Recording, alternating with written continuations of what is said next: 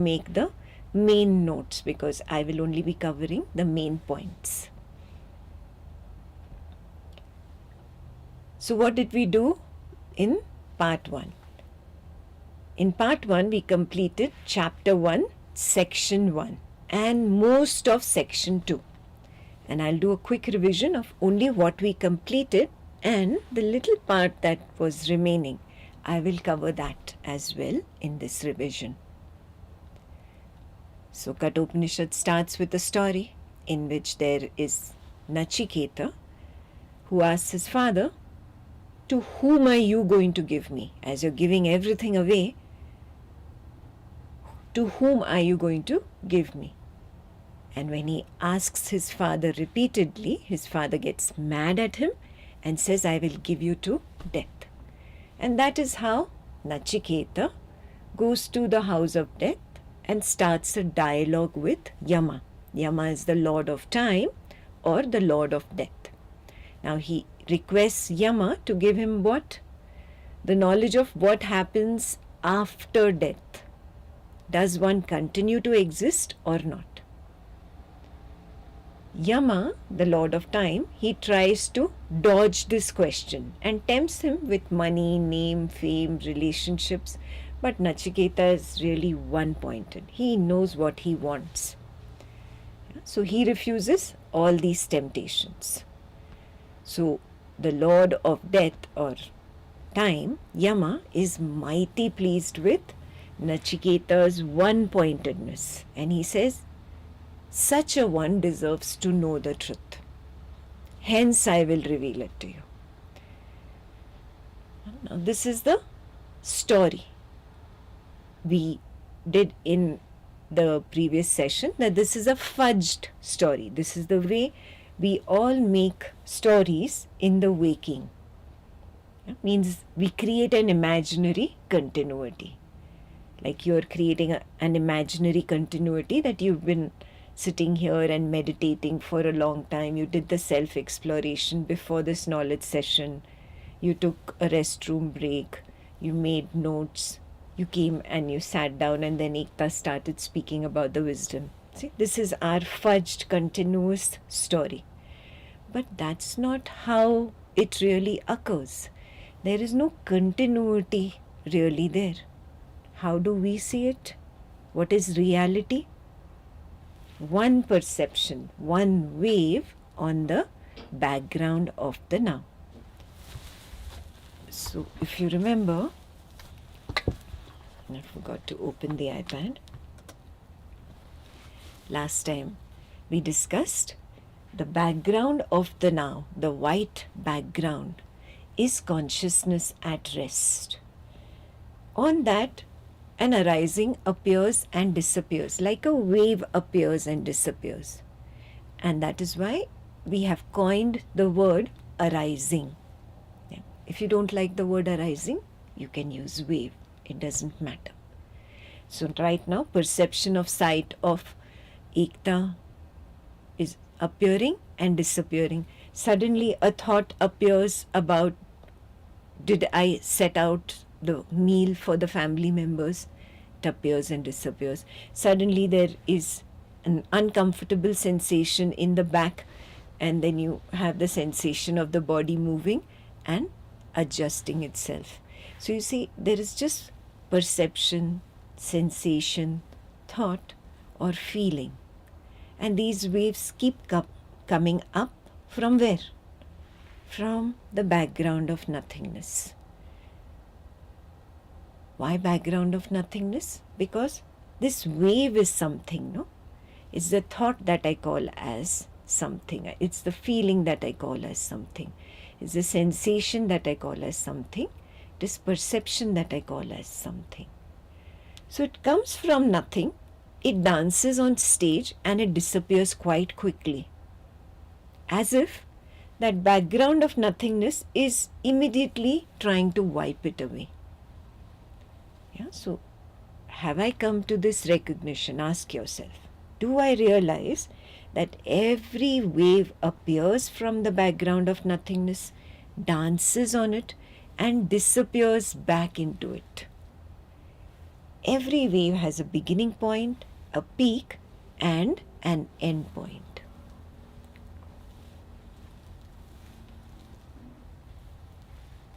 Ask yourself, do I see the beginning point, the peak, and the end point? And if I see it clearly, how can I say there is a continuous story happening?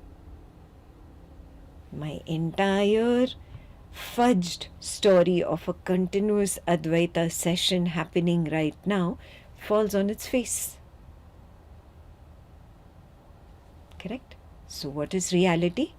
There is only the consciousness at rest, which is the background. It is a conscious, alive background that gives birth to an imaginary idea, just like I dream in the night of a dream tiger. The tiger appears and disappears. Can I say the tiger was real? No. Just like that, thoughts appear and disappear. Feelings appear and disappear. Sensations appear and disappear. Sight, sound, smell, taste, touch appear and disappear. And I sew all these together and I create a story of continuity.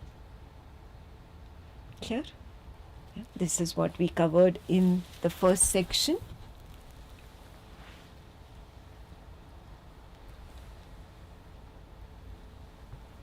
This is what we covered in the first section last time.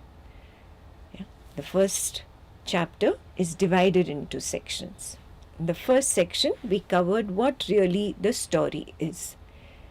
The reality is only the background of the now. Now this, what I am discussing right now, has to be a direct seeing. I cannot intellectualize it, I cannot memorize it, it's pointless. So ask yourself, do I really see?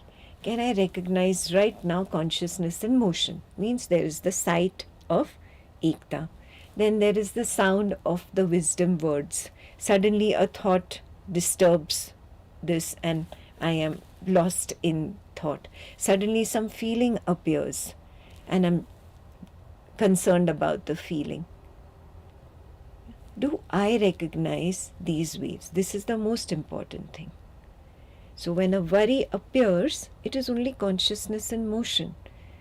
It is a wave. It has arisen, has a beginning point, a peak point where it's going to bother me the most, and a cessation point where it is going to disappear. Once I start recognizing I am the background consciousness at rest, I am not that which is moving, then I learn the skill of sthirata. What is sthirata? Stability. I learn to stay at rest in each and every situation, with each and every person, with each and everything. Why? Because I see them now as waves that have a beginning point, a peak point, and a disappearance point. I recognize I am not happy. I am knowing a wave of happiness. I recognize I am not unhappy.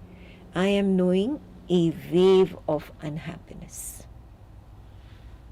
I am not the family member. I am knowing the perception of sight of a so-called family member. I am not the one who is experiencing a financial loss. I am the one that is knowing the wave of some perception of sight of loss in the stock market. Numbers going down. That's it. When I separate myself from all of it, I recognize, aha, I am consciousness at rest. And this is just consciousness in motion. I am not consciousness in motion. In fact, I cannot become happy or sad by identifying with consciousness in motion. This was the quality that Nachiketa had. He chose what? he chose rest over motion. He said, no, you keep your name, fame, money, relationships, land, whatever you were going to give me. I just want to know the highest truth. Yeah, so Nachiketa chose to stand as the consciousness at rest. This is the reason why Yama started speaking. What did Yama say to him? The first thing he says, it is rare to find somebody who chooses consciousness at rest over consciousness in motion. Right? Told him it's even rarer to find somebody who can teach about consciousness at rest. Yes. Here the Upanishad is not bragging, the Upanishad is bringing out the importance that a particular wisdom is given only to a few rare ones that can grasp it. Yeah, that is why there is the word called patrata. Patrata is coined in all the scriptures. Patrata means, yes, I am like a patra, like a bowl. The ability of a bowl, the quality of a bowl is to hold water. Yes, I can hold the wisdom and I can grasp it and I can realize it for myself. Hence, I am a good candidate. Yeah, this is what Nachiketa proved to Yama. So Yama says, by the grace of self-inquiry only can this truth of Brahman be realized. So we began the self-inquiry in the previous session itself. What was that self-inquiry? Everybody drew the chariot. Yes, you have the diagram of chariot and you see there are labels over there. Hopefully you all made the labels correctly. So what is Yama teaching Nachiketa here in this most precious wisdom of the chariot? He says, you the witness are the rider and the rider is only the passenger who hires this chariot. And what is the chariot? He says, this body is the chariot. And this body is not even constantly there. Suddenly I feel the body when Ekta speaks about the body. 2 minutes ago, Ekta was talking about the quality of the one who should receive this knowledge. At that time, I had no awareness of the body. Means what? The body sensation wave had not arisen. Right now, when Ekta is speaking about the body, suddenly the body sensation wave of consciousness in motion has arisen. Do you recognize that? So the imagination that I am a continuous body is what breaks here the moment I recognize that I am not the body. The body is only a wave that appears, peaks and disappears. It is consciousness in motion and I am knowing it. Clear? I am knowing right now. There is a feeling of heaviness, a sensation of heaviness and consolidation here. And that is what I address as the body. And then memory says it is continuous. But that's not true.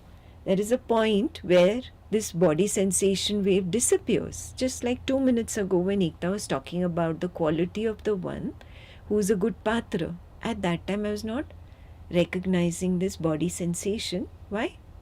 Because it was not there. So there is a gap in which the wave is not.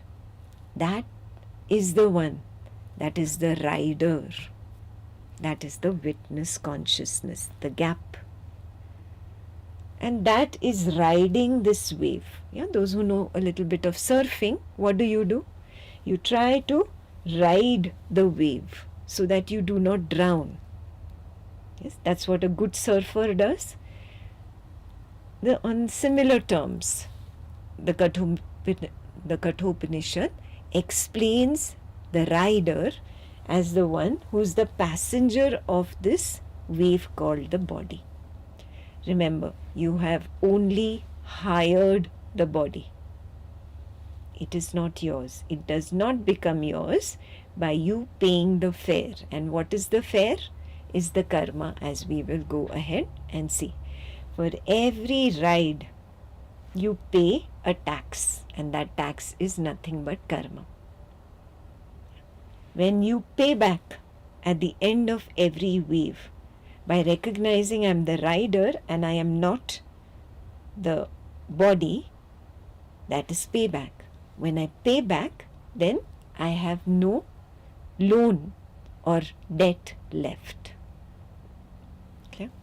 So start working on this very important thing, that I am not the body. I am not the body. It is only an imagination generated by the intellect. Yeah? So you see the intellect as well here. What is the problem of the intellect? The intellect has forgotten.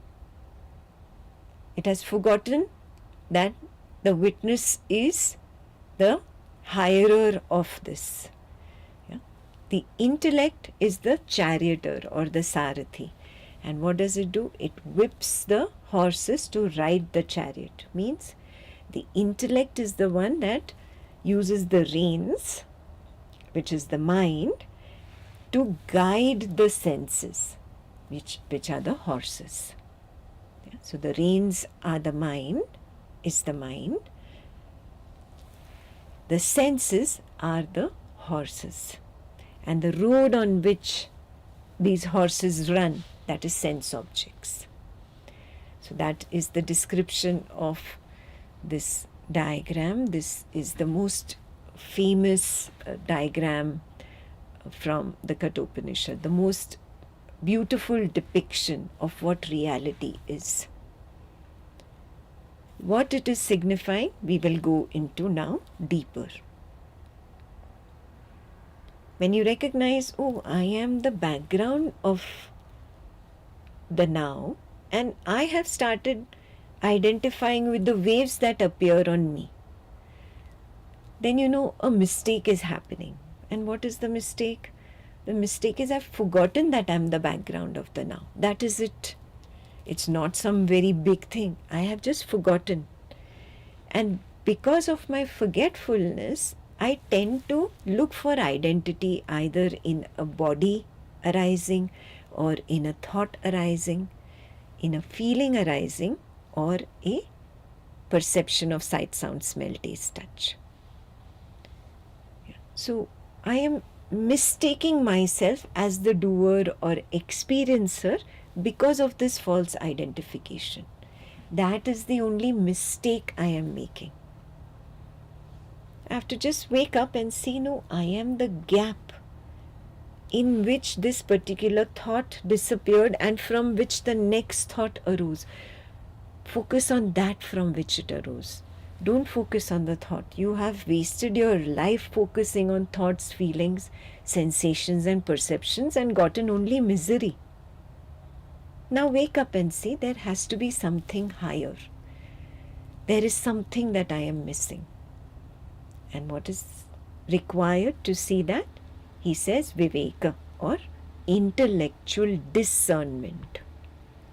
Yeah. Discerning what? What am I discerning? I am discerning imagination from reality. Means I am removing the weeds from the beautiful roses in my garden. The weeds do not have any purpose there. The roses are what really spread the fragrance. So I must remove the weeds. And what are the weeds here? This imagination, I am the body-mind person called Ekta. This is my world, this is my family, I like this, I don't like this. No. This is the mistake I am making. These are all weeds. These weeds, when they are removed, means by simple observation. I am just speaking allegorically here. The removal of the weeds means brushing aside the dream tiger and saying, that is not reality. I was knowing the dream tiger. The one that is knowing, that is reality. Just like that, this thought, this feeling, this sensation, this perception of sight, sound, smell, taste, touch, all these that together form a story, they are lies, they are untruth. And what is the truth? The one that is knowing them. This is called viveka, or intellectual discernment. I have separated the weeds from the roses. I have separated the imagination from reality. So the reality is, I am only knowing them. When the intellect becomes sharp like this, with perfect viveka, the bad charioteer now becomes the good charioteer. The bad charioteer was misusing the reins of the mind to make the horses walk on the path of the sense objects. The horses were uncontrollable. Because the charioteer was bad, as in somebody with lack of viveka is what I'm calling bad charioteer. Because the charioteer was bad, the mind was just running behind sense objects. But now with correct discernment, the wrong has become right. As in, the bad charioteer has now become a good charioteer, because now he uses the reins correctly. That is called the disciplined mind. And the senses are now well-trained horses. Now the senses are not my master anymore. I have become the master of the senses. Means I control the horses. The horses are not wild anymore. This is what was the first teaching of Yama to Nachiketa. This wisdom can only be absorbed by a discerning and a disciplined one. It cannot be absorbed by one who is not discerning, means he does not have a sharp intellectual discernment or lacks viveka, and it cannot be absorbed by one who is not disciplined. So both are required, he says. And then we moved on to this part. This is, how does discernment lead to the supreme? This laying down the path was very important right in the beginning. Why? Every scripture attempts to lay down the map. Just like when you sit in the car, you punch the address into the GPS. You know your destination. Though you are not at the destination, on that little screen you can see, okay, I have so much to travel. I will take so much time. The only difference on the spiritual path is this map comes with destination but doesn't come with time, because it tells you there is nothing like time. Time does not exist. So this is the map. And what is the map? Yama tells Nachiketa, these sense objects that you are running behind, a beautiful form, some wonderful taste, some great sound, smell, all these sense objects, they are higher than the senses, because the eye is useless without the form, the ear is useless without the sound, the skin is useless without the touch. So higher than these senses are these sense objects, but higher than these sense objects is the mind. Because the same mind can say, I am attracted to this and I am not attracted to this. I like this and I don't care about this. So the mind becomes higher. Now, higher than the mind is the intellect, because the buddhi says, or the intellect says, is this a wise decision? The mind just says, I want this. Intellect says, is this wise or is this unwise? So, intellect becomes higher than the mind. And then higher than that intellect is you, he says. You. You are that background of the now. You are the one that is knowing the buddhi. the intellect. You are the one that is knowing the manaha, the mind. You are the one that is knowing the indriya, the senses. Yeah. You are the one that is knowing. So you become higher. That is the path. He is laying down the path. Yeah. He's showing him, go beyond this, go beyond this, go beyond this. Niti, niti, niti.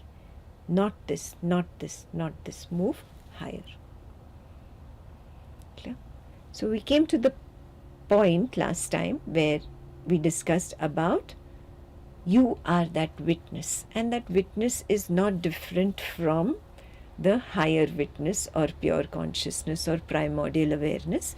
A drop of water cannot be different from the ocean of water. It's the same formula, H2O. Like that only, you, the self, have a spectrum. Yeah. Now let's pay attention here. What is the spectrum? This is the newer part that I couldn't get to last time. What is the spectrum? This spectrum consists of step number 1, where you are just the witness of the waker. Then this witnessing automatically seeps into the dream and you become the witness of the dream character, and that automatically seeps into deep sleep and you become the witness of the deep sleep too. Maybe it's a tiny glimpse of nothingness of deep sleep, the absence of deep sleep. Yeah. Just a tiny glimpse. The moment you start witnessing, and this witnessing strengthens, you come to a point where you recognize, I am not witnessing it. It is appearing and disappearing in me. So you now start seeing that you are the background consciousness at rest, in which a waking arising is nothing but consciousness in motion that appears and disappears. A dream arising, consciousness in motion that appears and disappears. Deep sleep wave appears and disappears. And you realize, aha, I am the fourth. I am the fourth. I am not the first, which is the waking. I am not the second, which is the dream. I am not the third, which is deep sleep. I am the fourth. I am the container. So you see, witnessing has a spectrum. Yeah? First you witness the waking, you witness the dream, you witness the deep sleep, and suddenly you're thrown into the fourth and you realize, oh, I am beyond. I am the fourth. Witnessing has not stopped yet. When there is a recognition of the fourth, Turiya Avastha in Sanskrit, Turiya Avastha, Turiya literally means the fourth. When there is the recognition of Turiya, it still has a sense of I am. And just before Turiya dips into the beyond. Yeah, those who know, the beyond is called Turiyatita, which is beyond Turiya. Just before Turiya dips into the beyond, there is a last step where even the I am collapses. There is just the sense of awareness or existing, without the identification of I am. Do you recognize the entire spectrum? I came from I am the witness of the waker, to I am the witness of the dream character, to I am the witness of the deep sleep. I came to the fourth state where there is just I am. And finally, before Turiya collapses into Turiyatita, there is a moment where there is not even the I am. There is just a sense of existing, devoid of identity. If you want a proper definition for that last bit, a sense of existing, devoid of an identity. Very recognizable in direct seeing. All of us can see this in our Swapna Nidra Jnana Sadhana or wake dream sleep inquiry. If you've not started the journey, this should be your goal. Same thing happens when you are just coming out of Turiyatita. You never know as a beginner, but before there is the sense of I am, there is the sense of just awareness, just existing. Then there is the sense of I am existing. And then the I doesn't like that being alone, nobody there, nothing to identify with, and it projects a dream. Yeah? Then it becomes something in the dream, and I am this, I am that. So I am this, I am that comes later. Yeah? Before that is I am. And a step before I am is simply amness, isness, sense of existing devoid of an I. Is that clear? Now, focus on this sense of existing. There's a reason why I explained the whole spectrum. This sense of existing that I get to, this at a collective level is called Mahat. Mahat. Yeah? Mahat simply means the great. Yeah? That is why in that particular shloka, he says, higher than the intellect is you the great. Mahat. Okay? And I explain how to get there in my own direct seeing, not just intellectual understanding and memorizing what the Kathopanishad says. Memorizing and intellectualization is of no use, does not take away all my suffering. How do I get there? By working on Swapna Nidra Jnana Sadhana. Attempt to stand as the witness in the waking, then in the dream. Finally, you come to the point what you call deep sleep is not really deep sleep. Yeah?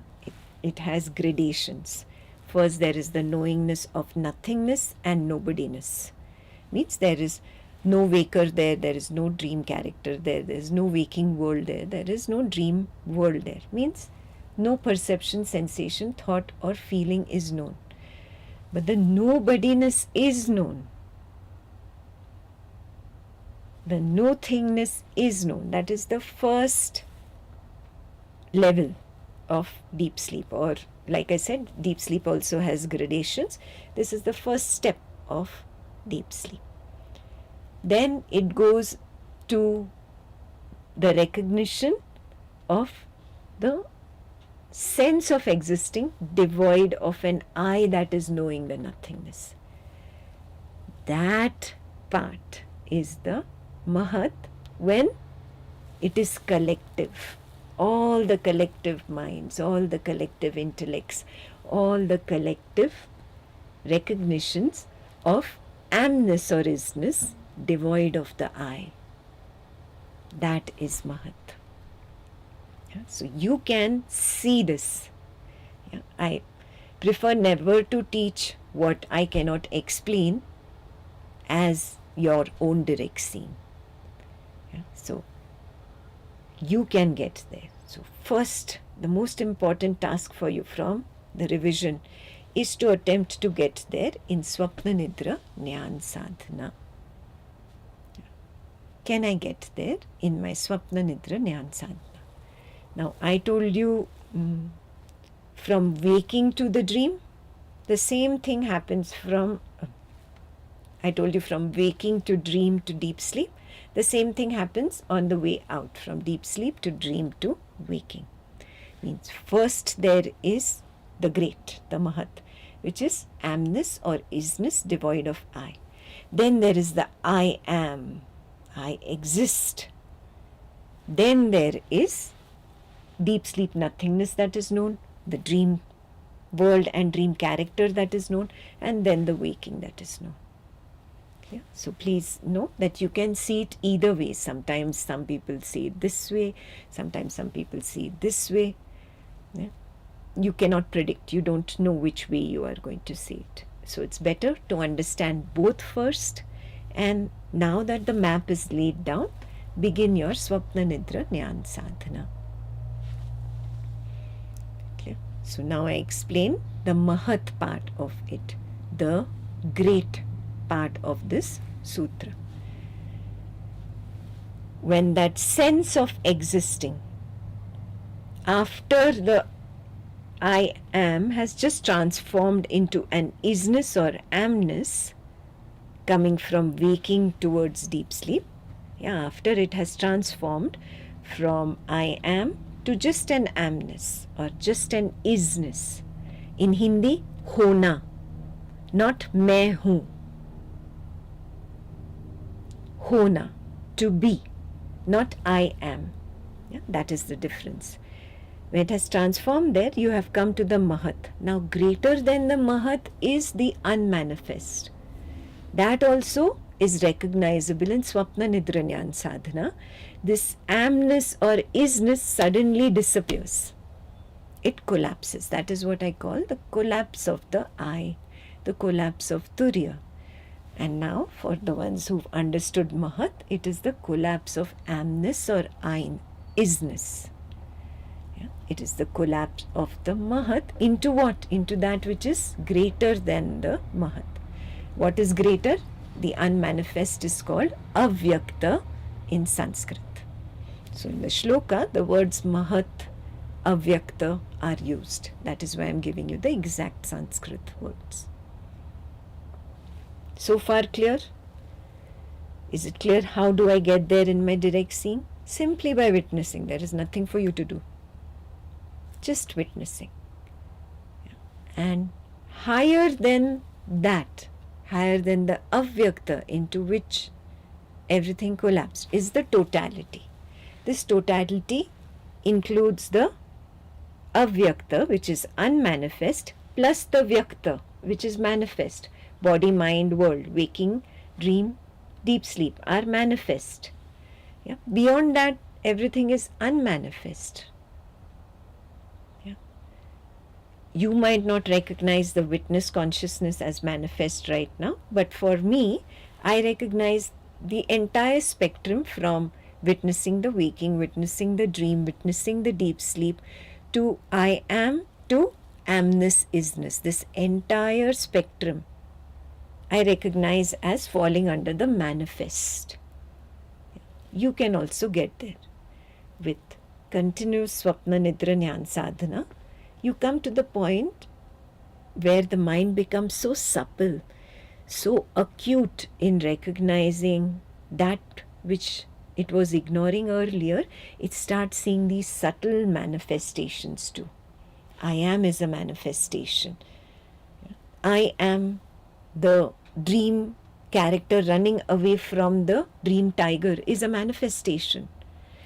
I am having a verbal dream only, no visuals there. This is a manifestation. I am only knowing what is happening is a manifestation.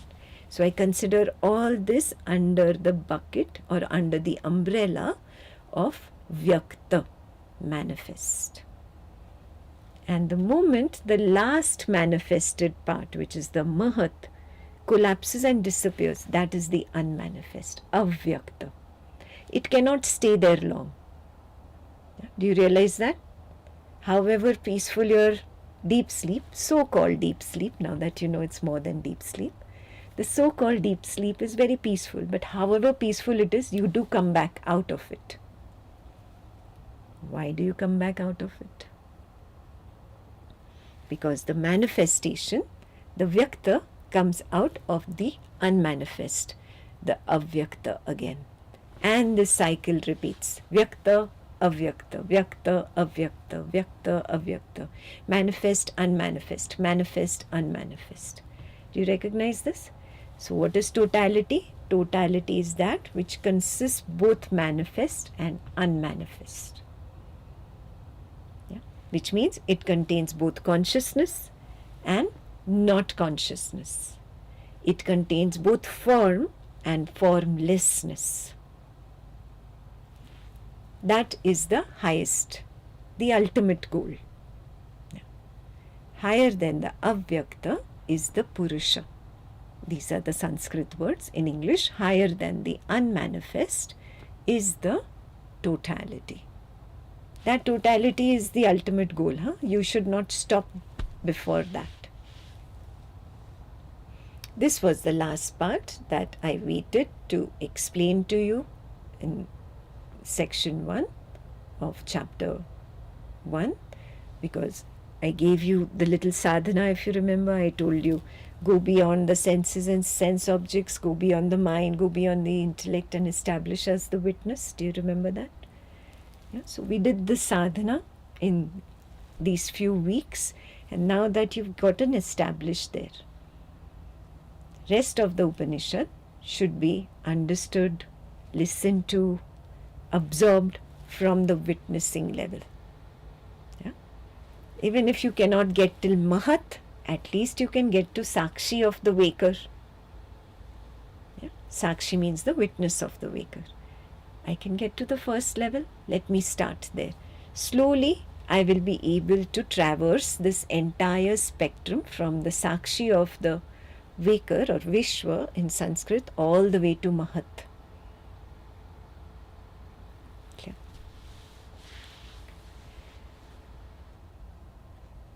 So we will go into a break now. Attempt to remain the witness of the waker. The waker is making notes. Know that the waker is getting up, using the restroom. Know that I am the one knowing. The movement of the body is known. I am not that which is known. I cannot be. Yeah? This is a box, a card box. I know the box means I am not the box. Like that only. I know this body means I am not the body. I know the thoughts that are arising and disappearing means I am not that thought. I know the feeling of happiness or unhappiness, anger or lust, whatever the feeling is, it is known, means I am not it. I am just the knower of it. Clear? Stay as the Sakshi of the witness throughout the break, doing everything that you need to do in this break, and come back and settle down. Yeah? And then we'll move on to Chapter 1, Section 2 after the break. Clear? Let's take a quick break now.